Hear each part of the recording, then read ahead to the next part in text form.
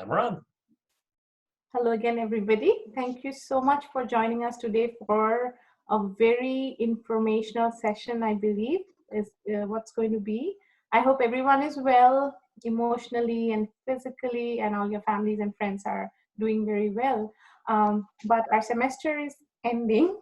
CIT, I mean, we all know this, got us really started when this happened after spring break, and kind of launched us into action, really. So thank you so much, CIT, for being there and working on providing that support.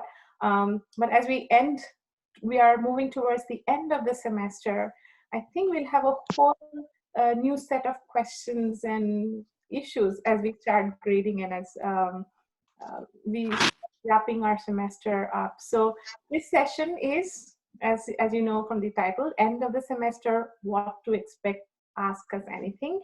And I'm very grateful that we have from CIT, Lynn Zayek, Lisa Clark, Val Depina, and Joe Axenroth to answer our questions. And Robert, thank you for helping me with the recording. I think what we will do is ask, maybe Lynn, you could start us off, and each of you can shed a little bit of light on what are some of the things that you think we should pay attention to, and then once you're done, once the speakers are done talking, people can ask questions. My only request to you is, again, just so that there's not a lot of distractions and noise, if we are not speaking, to just be on mute. So Lynn, thank you, speakers, for coming. And Lynn, I would probably turn this mic to you. Thank you all for coming today. And what my staff and I decided to do was to look at the end of the semester and come up with some resources for faculty, for students, some talk about testing, again, the grade book, and then lastly, we organized ourselves, would actually spell something out. Oh. What?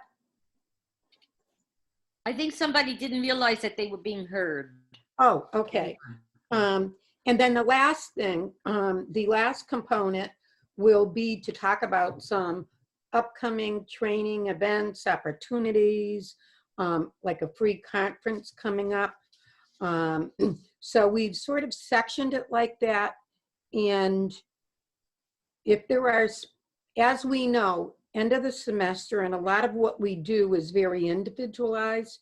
So if anyone today during today's training would like to work with us on incorporating any of these things for your students, you know, each of us is available to help you with that, because it's so unique to each instructor what you know, do for a final project. Some will do, you know, an exam. Karen was talking about having students do a paper and then sort of a presentation and a group discussion. Some will do group projects. Some will, you know, have live testing, where one of the things that I'm going to talk about in my section is like testing integrity and what can we do. So I'm going to turn it over to Val, and there will be a time period where you can ask us anything, and we'll stay on as long as you all need us. So I'm going to turn it over to Val, and she's going to look at how students are supported during this time and what resources are available to them. Okay, so thank you. And looks like we have a pretty good sized group here today, which I'm really happy to see a bunch of people that I haven't seen in a while. Dristy, are we able to share screens? Did you? Yes, okay, good. So I'm gonna go ahead and go to the PLATO page. There we go. And as you all know how to get here, of course, westfield.ma.edu/PLATO. So the first thing before they even log in is students have instructions here on how to log in, the PLATO FAQs, and most importantly, our PLATO help desk This allows them or you to submit a help ticket, and if the problem has to do with logging in, obviously you don't have to be logged in. You can submit it right from out here. So then I'm going to go ahead and log in as our little demo student here, so we can see the student side of things. Never save a password. So when they first log in, this of course is the dashboard, which you're all familiar with. And if we scroll down, the first thing that I wanted to highlight was the Who Knew It video tutorials. These are available not only for students, but for faculty and staff also. And I think Lisa will be talking a little bit later about some of the features in that are really important to faculty. But as far as students, there are obviously subject tutorials in there. There's an awful lot of stuff about Microsoft Office, the Adobe products, different softwares that students may not be familiar with but might need to use in your courses. There are also sections on APA formatting, other citing, student skills such as study skills, things like that. So I would definitely encourage your students to just go and explore this. They may find things in there that, you know, we didn't think of was particularly important, but work for them. And again, emphasize to them, this is all free. There is no cost to it. There is no time limit to it. They're not limited to a certain number of tutorials or anything. And because they are already there virtual, they're available 24/7. So as we know, students tend to do things at 3 a.m. for some reason. I don't understand it, but they do. And they can access these at any time that they want. So now if we look at the student course list, besides the courses that they're taking, they are all enrolled in this course called Student Overview. And what this is a course that we have put together to give tutorials on the different tools within PLATO that a student might need to use. So starting right out on the sidebar here, the PLATO Help and Resources, which is another place that they can find that help desk. Here is one of our biggest, best things for students. Thinking Storm, free online tutoring. All students that have at least one class in PLATO are able to access this. Again, it's free. This one does have a bit of a time limit. They're limited to 10 hours a semester. However, if they have a special need, they can just contact us and we are able to give them additional time if they need it. They just need to make that contact. Most students are fine within the 10 hours a semester.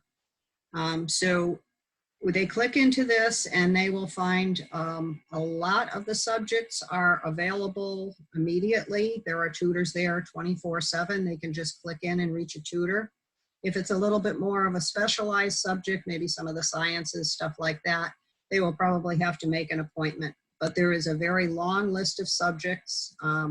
We've had a lot of our nursing students have been using this service lately, and so it's a real good one.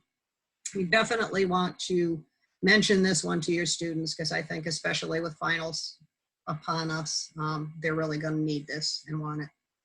And then also there are Ely Library links within this PLATO Help and Resources section. And then what did I want to, else did I want to show you about the student overview course? You can kind of just take a look at what's on the sideboard here, and you, I'm sure, are very familiar with these tools, you know, assessments, assignments, how to attach a file. I mean, this goes right from the basics when they first start taking the course. And hopefully by this point in the semester, they've learned how to do most of that stuff.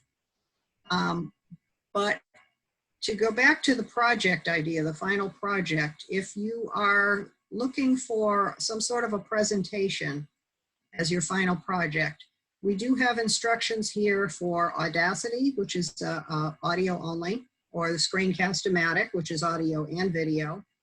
And then how also that they would convert those videos and put them up on YouTube and just post the link in the assignment Dropbox or the discussion that you provide. So you can assign your students a project. You don't have to give them all the detail on the technology. You can just point them to this, your student overview course, look on the sidebar, and there are the directions. And for Screencast-O-Matic and Audacity, the downloads for them are right there also. So that hopefully will be helpful to you and to them for finals. And then I think the last thing that I wanted to say after all of this is that if all of this fails, we do have our live help desk. We have someone in, and it'll be a student at this point, but we do have someone in the CIT office. If they are to call, the number there is 413, of course, 572-8430. And Monday through Friday, 9 to 4, there will be a live body there, a student who can commiserate and help them with their problems. So that, that kind of wraps up what I had. I'm going to stop sharing now and go on to, I'm not sure who's next.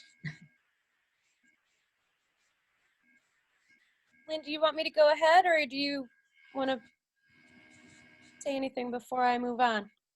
Are there any quick questions before we go on? One thing that I did want to mention is with that Thinking Storm, they do have, you know, writing support so students could submit their paper. Oh, yeah. Thank you. What I would Yes. highly recommend is that not to tell everybody in the class that they should be submitting their paper to this resource, but if you know some, you know your students by now that may be struggling and may need that assistance. So I would point those students, maybe Karen, the student that asked about the 8-page paper, you know, and they really are excellent. They tutor them. They do not rewrite the paper for them at all. And if it were a different time in the semester, you could have submitted the assignment and the tutor would have, you know, been able to look at the assignment in your course. But it's a great resource. We get a lot of feedback. It's a more face-to-face day students are using the service now than online students. And we've gotten requests by the Banaco Center, you know, to give students, you know, more hours. Because our original plan was that if a student needed 10 hours of tutoring, maybe they should be using campus resources, but it's much different now. That's all I wanted to say. So Lisa, do you want to talk about the faculty resources and supports? Sure. Okay, so let me share my screen. Hi, everybody. I'm Lisa Clark. I think most of you know me. So you guys can see my screen, right? I'm showing the PLATO homepage, right? So as Valerie mentioned, you know, we have the login to PLATO here, and we do have that PLATO help desk that is right below that, that login, and that is the best way to get us. That's the best way to get quick help. We all get an email like instantly the minute you submit it, and one of us will get back to you. And if we're not available, we do have students that check it every couple hours. So that really is the best way to get us. Just the more details you can give us, the quicker and more efficiently we can get back to you with a response. So that's the best way to get help. We do have on this PLATO homepage, Val talked about the student resources, but I don't know that she showed you this drop down here, student resources. If they need a quick access to that Audacity recording or Screencast-O-Matic for their final projects and things like that, the Who Knew It technology, there's information under student resources there. We also have faculty resources where you can just do a quick click down, drop down, check it out and see, you know, Zoom resources. You can request your PLATO courses here. Each semester you need to request. So if you're teaching in the summer, you should have received an email. I send it to fac staff about how to request your courses. And you do that each semester and copy content from a previous course. That's right here under the faculty resources. But you also have that podcasting and Screencast-O-Matic and those instructions for your use and for your students' use. But so when you log into PLATO,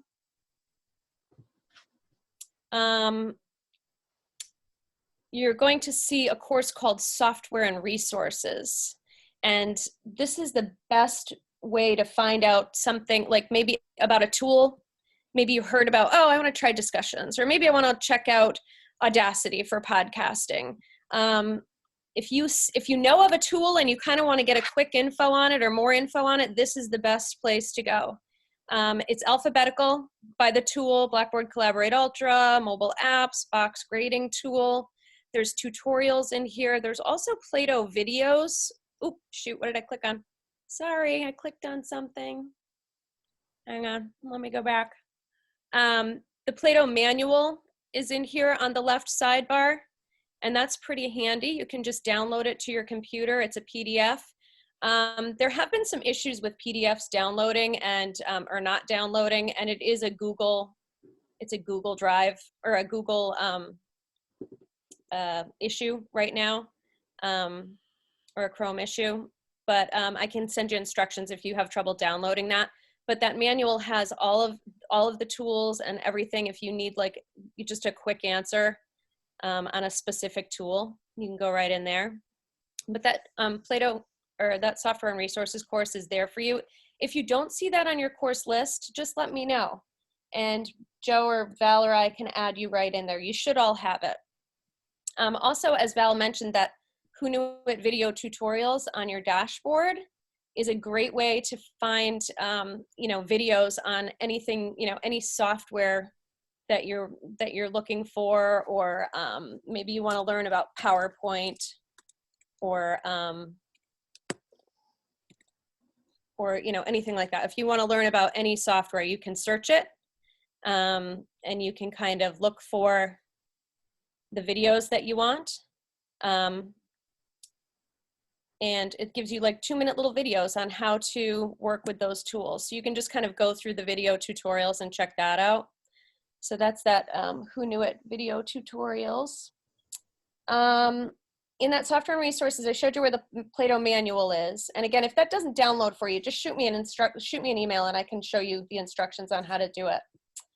What else? I've been doing a lot of individual meetings with instructors, and I'm finding that rather than doing a big group training on all of the different tools, if you have a specific need and you need to look at your grade center, or you need to learn how to use Respondus or create your exams or anything, feel free to shoot me an email, and we can set up a time to get together in my virtual office. I've been doing that with some of you actually that are here in Brian Carter. I've been working with almost every day. So there's, I think it's helpful if you need quick and specific help, just shoot us an email and we can meet with you and show you how to do the tools or give you the help that you need. What else did I need to tell you about? So the individual training, in all of your courses, I'm just gonna click into my sandbox. On the left sidebar, you all have that PLATO help and resources. If you didn't change the template, which we kind of recommend that you keep the template as close to what we give you as possible so students are in a familiar environment. But that PLATO help and resources is the best way to get help.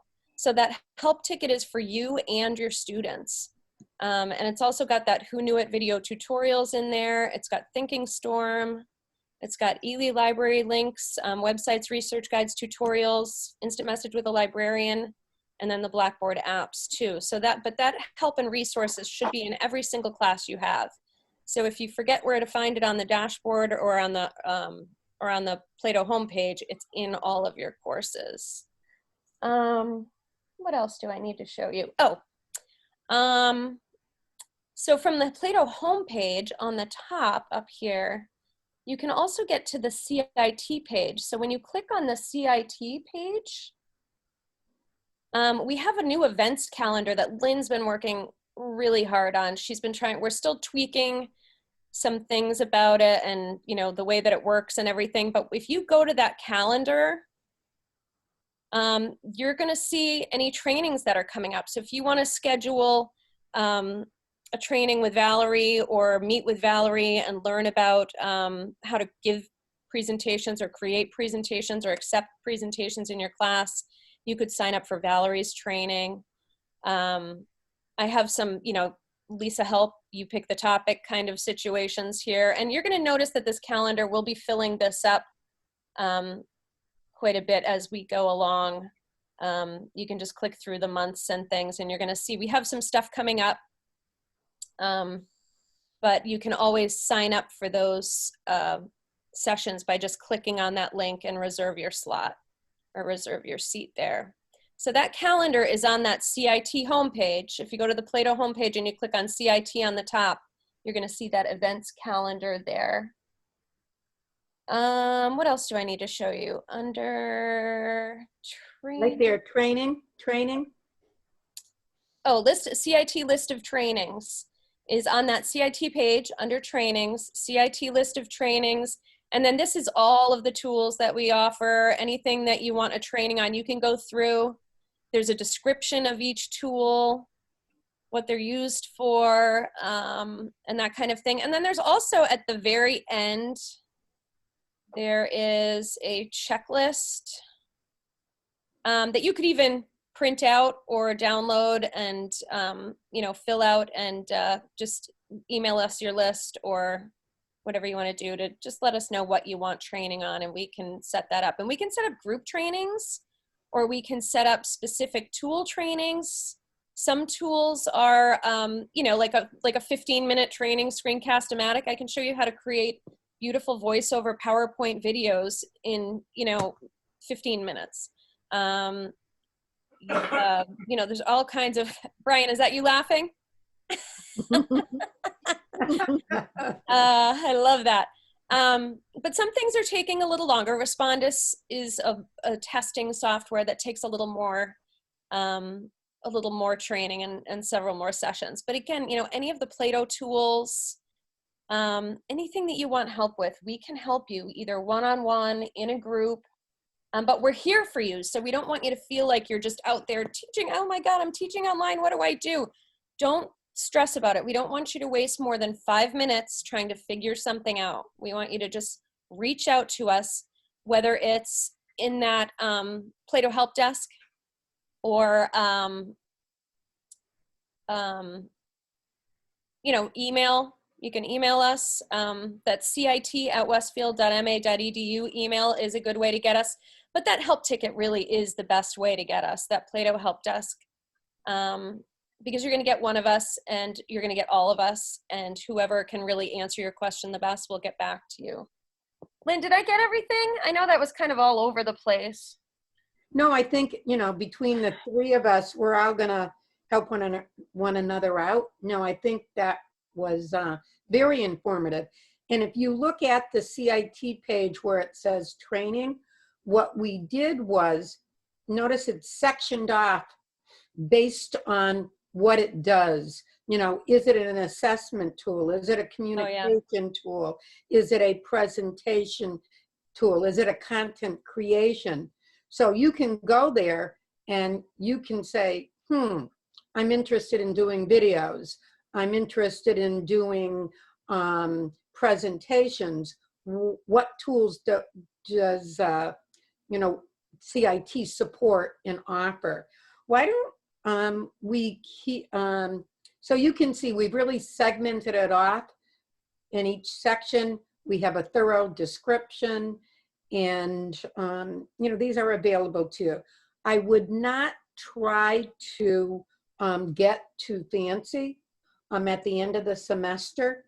But if you want to try something and incorporate something in your class, that leads into my section.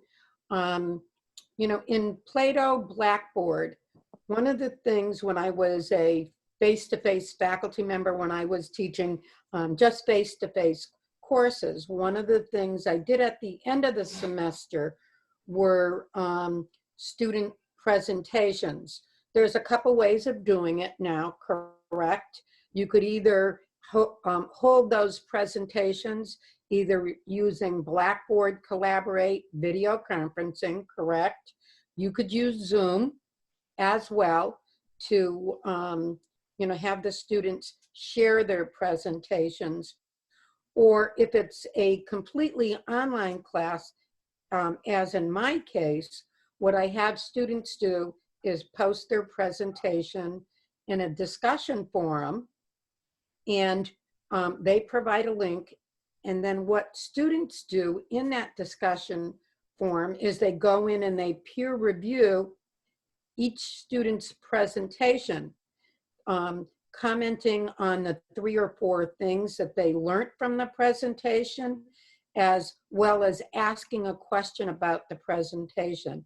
And that's been very, very effective, because just sitting there watching a presentation, you don't know where a student is, but I incorporate that peer review as part of their final grade, because I think there's real value in looking at really viewing another student's presentation and saying what you learned and a question you may have that really makes you pay attention specifically. And students like it. And I think Karen said someone had written a paper early. I open it up early. And the minute a student posts a presentation, I said, I'll tell the class, we have presentations to peer review, go in. And something else that you can do is I always have some samples in my course of any project that I require. I get the permission of students that have done really good work in class, get the permissions, and I use examples. So it can be a project, a team project, can be a presentation, peer reviewed. It can be where they're creating content, correct? They can be creating audio files, as Val was talking about. They can be doing a case together. Another option is essay, multiple choice. So there's a lot of options inside of PLATO Blackboard. But one of the things I wanted to talk about, and I want you to think about, and this may not be something that you would have students now, but if you are teaching a high stakes course, a licensure course, there's a couple of things that we can do for exam integrity. We have this tool called Respondus Lockdown Browser Monitor. And what it does is it locks down the browser, students show their ID, and it takes a video of students while they're taking the test. So, you know, if someone comes in the room, they're using their book, they're looking at their phone, you can see that. I wouldn't recommend that right now for many of you, but it is something that's available. Something else that's available is Zoom testing, correct? If you are teaching a class and are currently using Zoom, one of the things you could do, if this was a face-to-face class, a previous face-to-face class, you could do the Zoom, you could do your tests using Zoom, and you can see all the students.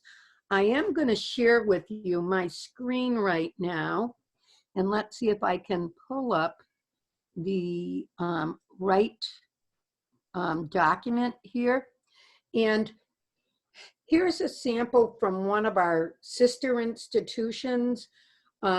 This is a sample from another institution where the nursing programs are high stakes, and they want to make sure that the student that's taking the exam is the student.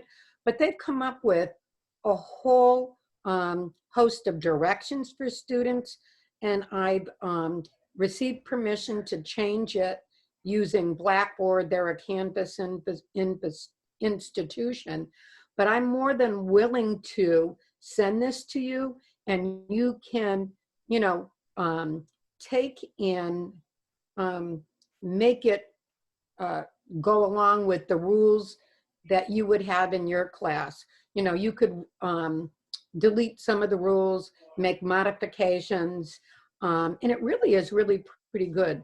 You know, it goes through the exam environment, it goes through, you know, your behavior and consequences if you see someone coming into the testing room and working with them to give an answer. So, and what they make the students do is at this institution, and it's a Massachusetts institution, is to sign an agreement that they know that this is what they're going to be involved with. So you could really simplify this and use this as a base if you're going to do some real-time testing in Zoom. Any questions on any of this? Okay, let's turn it back to Val. Val? Okay, you want to stop sharing now? And I am just going to very briefly talk to you about rubrics. And my right place. Well, if I may interrupt you, Val, I think Rachel had a question. Okay. Thank you. I do have a question, and I hope, and let me know if it's appropriate to ask this now or if I should just ask this privately. But I got instantly intrigued with this, the responsive lockdown or the exam for high stakes exams. Yes. And it's an interesting situation. I do teach music methods courses for a licensure program, and while these courses actually don't have exams, so that's not an issue, they are at this point, because schools have closed and they're supposed to complete 25 hours out in the field in schools, and they can't right now, and they're short hours. I was going to have them engage in electronic professional development workshops over the summer. Does this tool work for other environments other than an exam? Like, would I be able to sort of attach this to an observation my students engage in and ensure that they are, because it's attached to a licensure program? So a lockdown browser, Rachel, and Val and Lisa can add, and Joe can add at any time. What it does is, first, this would be a question that, you can email us on, and no, I'm going to answer you as best I can. But what happens is, we think about it as a team, knowing what you want to do. Okay. And so the lockdown browser causes them, it captures them in an environment where they can't go anyplace else. So we would need more information from you to see if that's what you want to use. You may want, instead of using the lockdown browser monitor, use another tool, because if they have to go to a site as part of what they're doing, this is it's not going to allow them to do this. But we can work with you, and we can develop a plan and assist you once we know specifically what you want to do. So great question. Wonderful, Also, thank you. Can I pipe in a little bit too? This specific tool, this Respondus lockdown browser, works with Blackboard testing. So it works with the learning management system testing tool itself. So it's specific to that.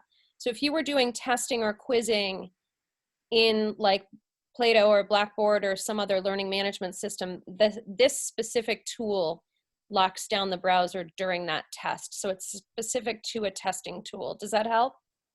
It does. And through this whole online period of teaching, it's made me really rethink how we do observations, because we've been doing observations online together.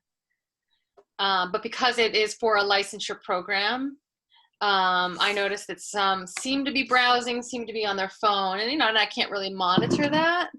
Right. And most are genuinely interested, so that's usually not an issue. But if I go further with this, and their licensure is attached, I feel like I kind of have to just, I never knew these tools existed. So I'll pursue further questions once I get further along in this, and thank you.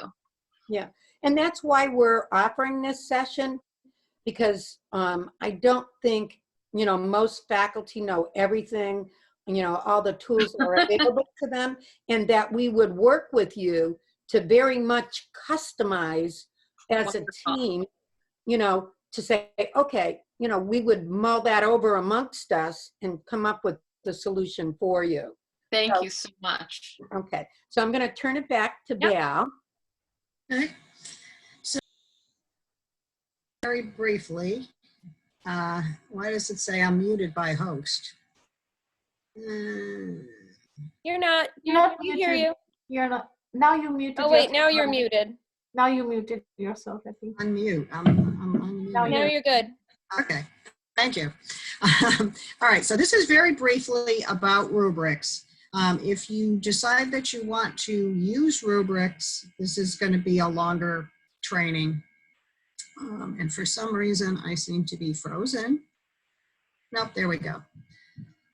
So I'm going to go in my sandbox and just show you quickly where the tool is and what it looks like. So on your left sidebar, you would scroll down to Course Tools. And then in that very long list, find rubrics. And you can see that you have the ability to create a rubric here or import a rubric. And I do have to mention that the imported rubric has to be a Blackboard rubric. So if you have something that you've been using for years and years, that's a Word document, you're going to end up having to create the rubric and retype it in. However, once you do that, you can export, import it into other classes. So you could use the same one in multiple classes very easily. Just very quickly what a rubric looks like. And I went in here today and it's been a while since I've been into this one. And I said, oh, I have a rubric in here. Oh, good. And then I tried to figure out whose rubric it was. And I at first thought that it was social work, but I'm not entirely sure. It may actually be the education department and their practicum stuff. It's somebody with a practicum anyway. So this may not be real applicable to all of you, but you get the general idea where you have your criteria down on the left side. And then, and I just want to, get myself out of the way of the Zoom stuff. There we go.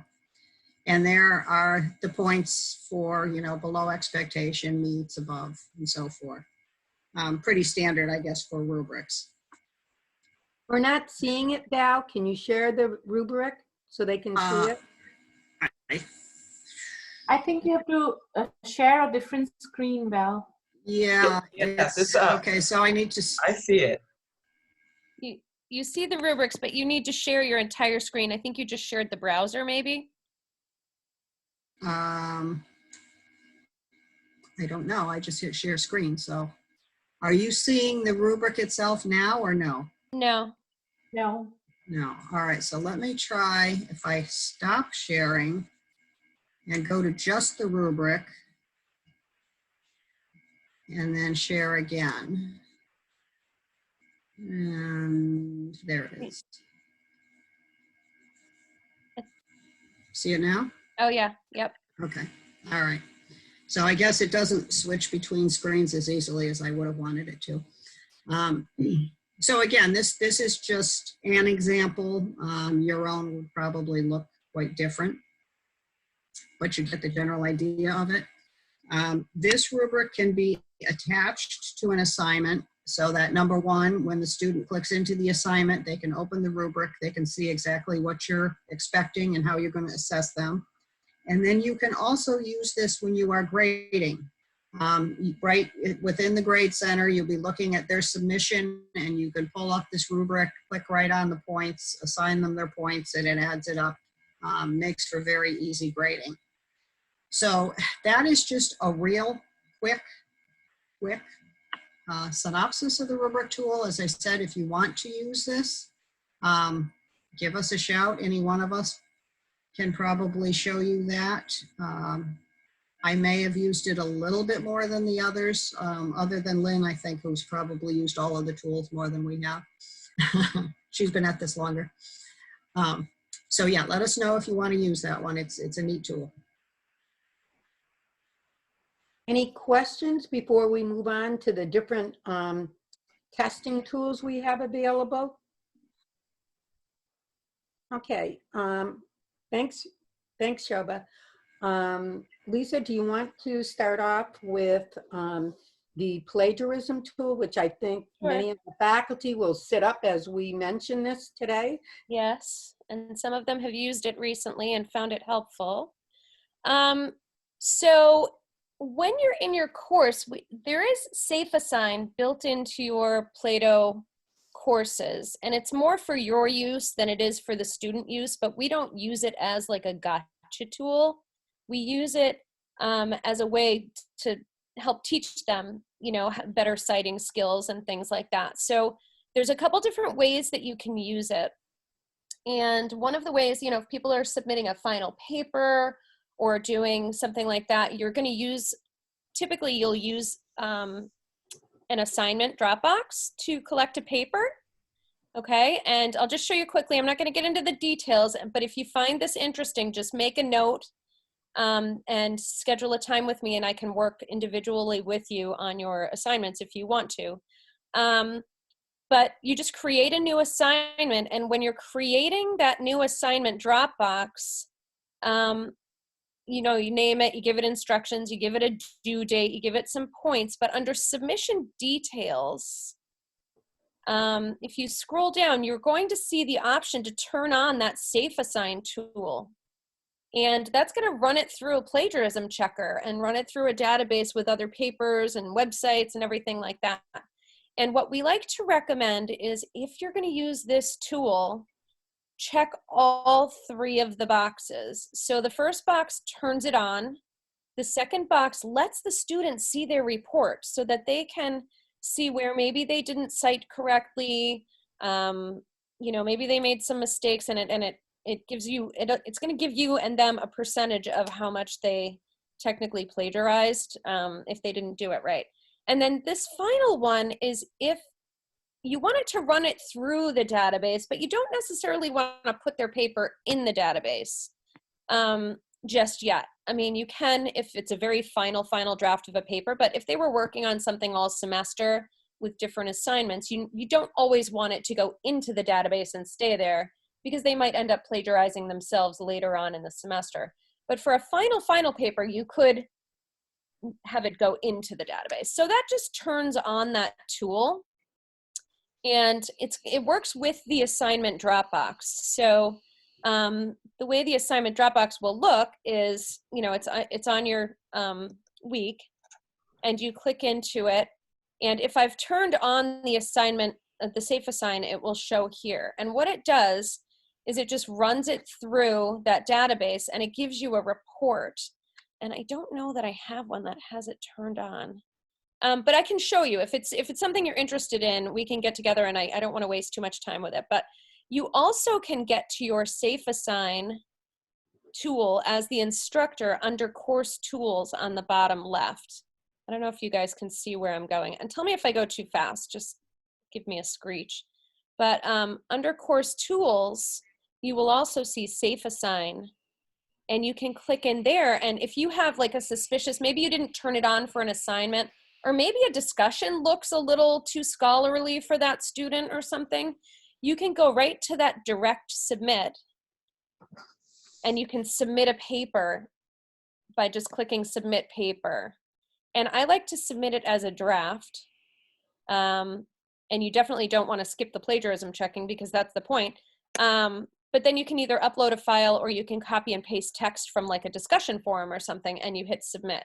And that's gonna run it through the checker. It does take some time to run through, and it's gonna show up like this. And then you're gonna see, if you might not see it right away. Sometimes depending at the end of the semester, it might take, it could take several hours. But once you click on that report, it's gonna show you the paper, and it's going to show you everything that's highlighted. So this was a pretty good one. This is just a few words were taken from either like a website or something like that. And on the right side, it's going to show you the sources. So I can click onto those internet sources, and I can see exactly where that specific text came from. So sometimes it's the whole paragraph. And I know some of you know what I'm talking about. But if the whole paragraph was highlighted, you could click onto that highlighted area, and you can go right to the source. So it's going to take you to the web page or the textbook or whatever it was that they stole the text from. So it's really a very cool tool.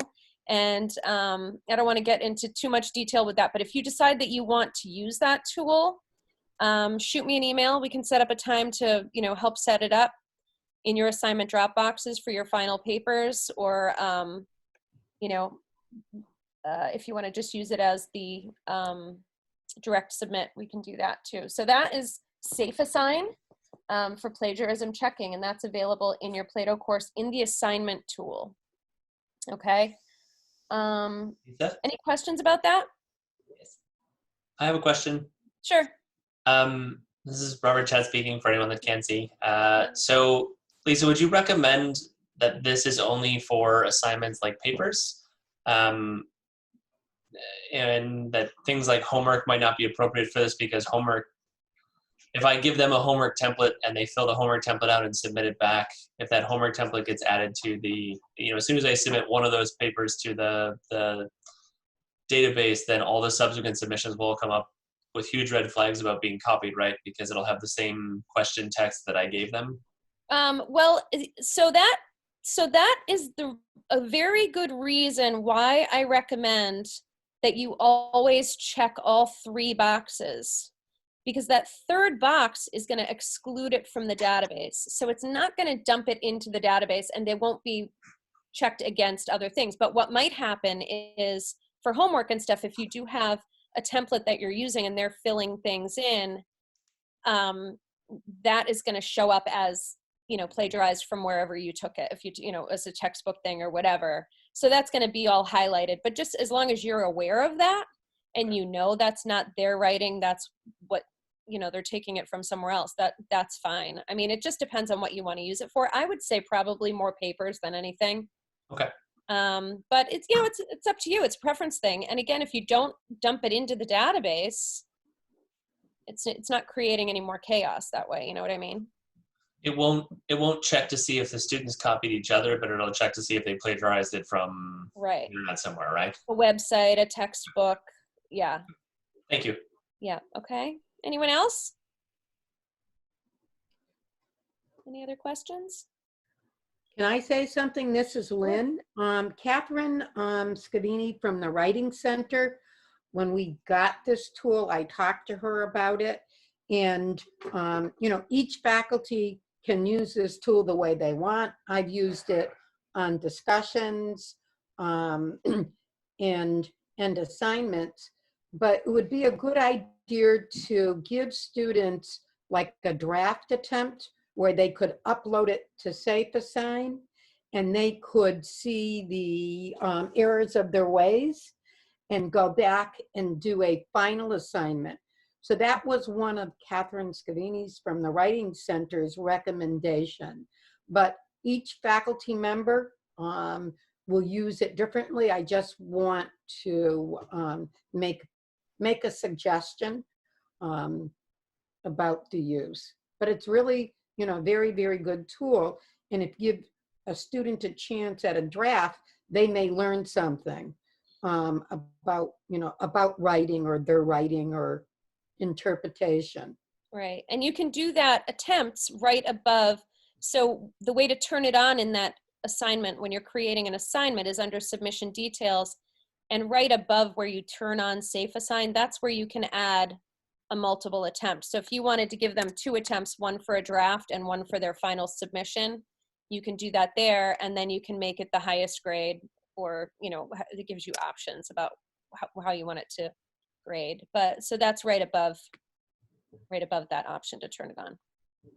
Okay. Just to be clear, can you hear me? Yep, Brian, sure. So just to be clear, you can put that tool in your assignment. That's not something that only faculty can reach, but your students have access to this? Students do not have access to it until you turn it on. So Okay. it's only in the assignment tool itself. And you would have to turn it on when you're creating that assignment Dropbox. It's under that submission details area. Right. And you would have to turn it on in order for your students to have it run through. And they don't have, you have it in your course tools too, where you could direct submit and run it through. But that's why Lynn suggests giving them two attempts or 3 attempts, because then they could run their first draft through as a draft, and you can tell them that, and they can check and make sure, and then they can tweak their sites and stuff like that. So Sure. yeah. Does So that make sense? it makes sense, I think, but just to clarify, you can put it on or turn it on for one particular assignment, but that doesn't give them access to it all the time. Right. It's just Yes. for the- You have to do it individually for the specific assignment. Yeah. Okay, just wanted to clarify that. Yeah. Thank you. It's You're a great welcome. tool. Okay. Anyone else? Thank you, Lisa. I just want to, actually, I have 2 questions, but we are almost out of time. We just have a few minutes left. I had 2 questions. One is that this semester it is very unusual. We were not prepared for this. So do any of you have any recommendations about, or if you can give tips about which ones to avoid and which ones are relatively easier to do all of a sudden? I'm sure we had changes in plan, and our final projects, exams, quizzes, whatever it is, are not our original plans.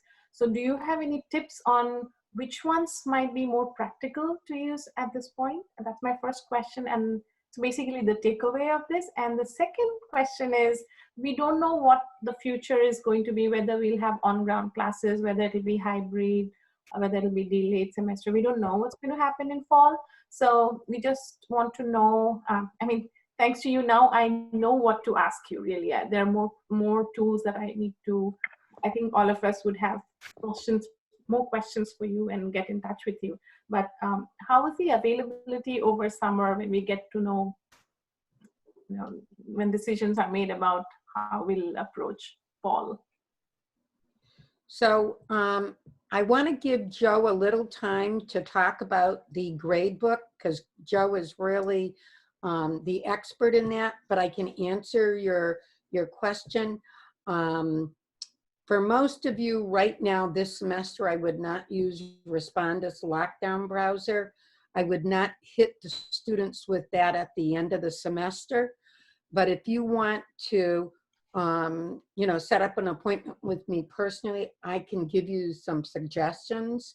And if it's something that is complex, I can bring the team in, but I think, if you're going to give a paper to students, giving them an option to submit a draft on a plagiarism tool and letting them know that there would be no penalties, I think that would be valuable to students, instead of, just using it as a gotcha. But there is a lot. And the other quick question before I turn it back to Joe is, we're going to be having lots of training this summer. And it will be listed in our CIT calendar, and we'll be having summer web camp. And for everybody that attended today, I will send out some announcements concerning that. We're still having our online faculty showcase, but that won't be till the end of June. And we're going to add a new category, the Rush to Remote to Learning course. So we're not only going to award an honor for the online and the hybrid, but this new category of courses that faculty work so hard in pulling up. The other quick thing before I have Joe speak is that the Mass Colleges Online is going to be June 3rd. It's going to be a virtual conference, and I'll send out an announcement. It's going to be free, so we could have 50 people from our campus go and attend. So that's going to be a training as well. But we're not going to, we're not going to, leave you. We'll be available for our one-on-one, for our web camps, and for our other trainings. But we'll be really making that known. And I do know that the campus is working on another series for like August. Can I just turn it over to Joe, because Can I just mention one thing before you do? Sure. For anybody that needs, I know for finals, testing tools, that kind of thing, just shoot me an email. There's quick ways to set up tests quicker than under assessments and tests and creating them one question at a time, Joe or Valera can help you with Respondus. I've been meeting with individuals working on Respondus quite a lot, publisher test banks, creating new tests. So I know we don't have time to cover it today, but if anybody has questions about testing or quizzing, please don't try to do it on your own if you're not sure. Shoot us an email. We can set up a time, meet in our virtual office, and I can teach you the best way to do it for your own class, okay? So if we could give Joe a few extra minutes, he's been patiently waiting while the ladies have been leading the charge, but Joe really is excellent with the grading. If you went to Robert Chat's training, they co-presented last week. So Joe, I give you the floor. Okay, let me share my desktop real quick. Share, okay. Can everybody see my grade center? Yes. Yes, okay. I'll be really quick. If you missed last week's session with Robert, he has the recording that goes over a lot of the different details. I'll also say if grading, no two people do the same thing, either from semester to semester or just individually. So if you want to contact me, I can work with you individually. But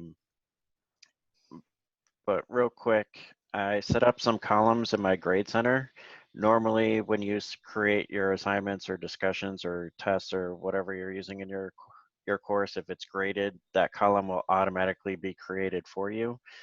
So I set up like 4 different homework columns that are as assignments, and I set up 4 columns for discussions and 2 for exams. I remove this thing. And then I set up 3 columns here, one for homeworks that is just an average column. I'll show you real quick.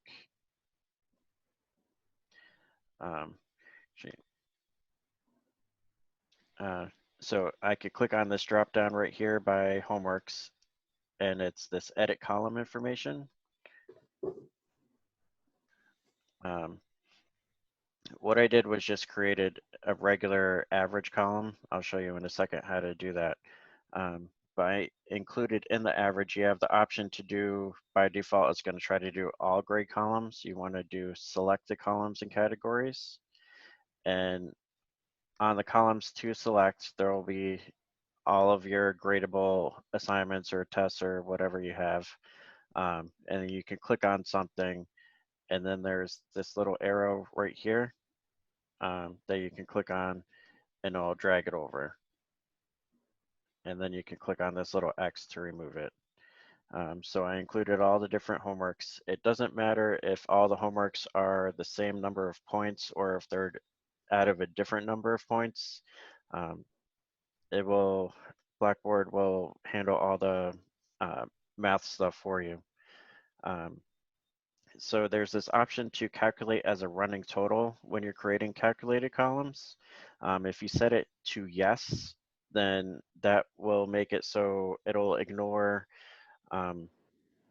missing assignments or work that has not yet been done. Where if you set it to no, it'll factor in zeros for you for anything that your students didn't do. I usually recommend at the end of the semester, set up the calculate as a running total to no. And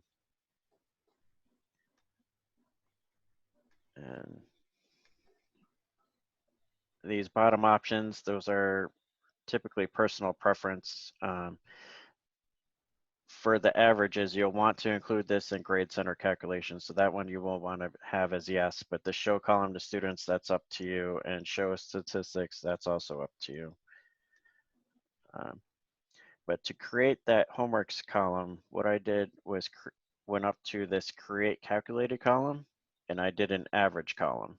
So I did the same thing for both discussions and for exams. And then what I did, remove this thing, I created this course grade column, which I went up to create calculated column, and I chose a weighted column. And I'll show you how that is set up real quick. So for my course grades, the weighted column, the primary display I usually set as percentage and the secondary display as a letter. So that'll show whatever the percentage is to the students, but the secondary display is only shown to you as the instructor. And for the letter, that'll be your A, B, C plus, whatever. Um, so that'll make it a little easier when you're entering grades into my Westfield, um, what grade to enter in. Um, so the same as the average you have with the weighted column. Um, there's the, my scroll bar is a little glitchy.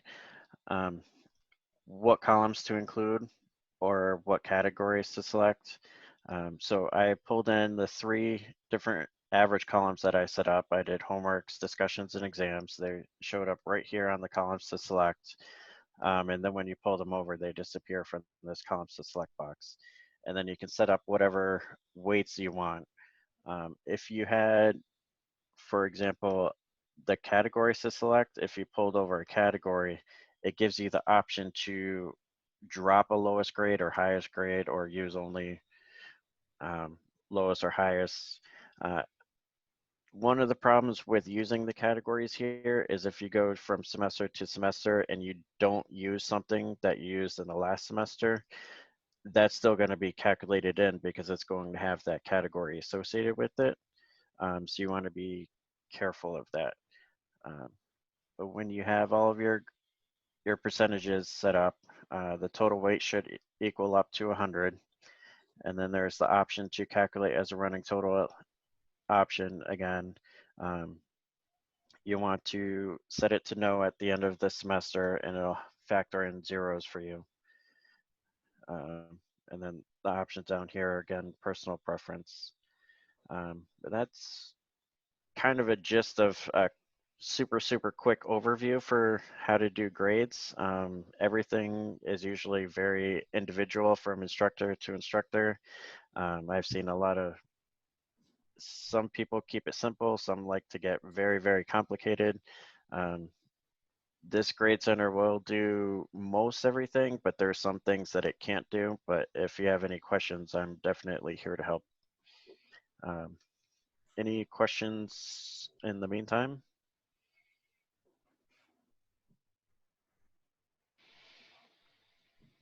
Yeah, a quick one. Yep.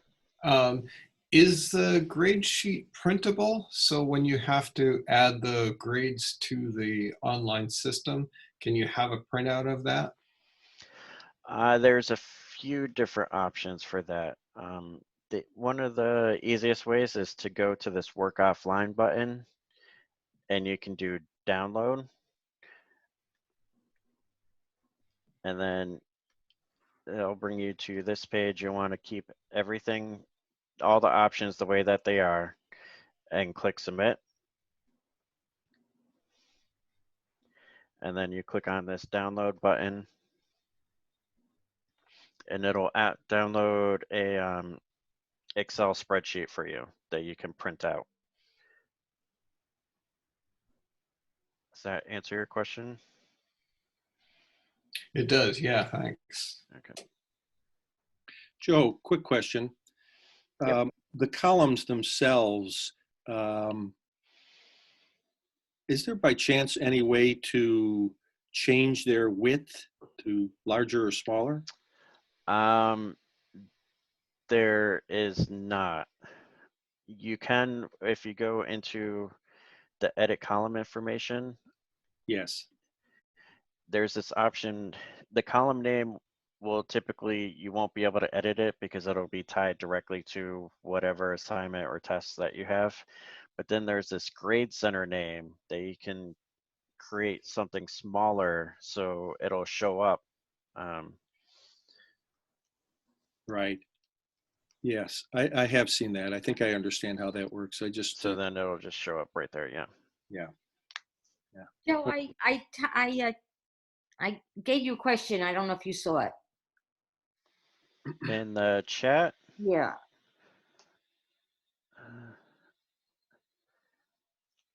Okay.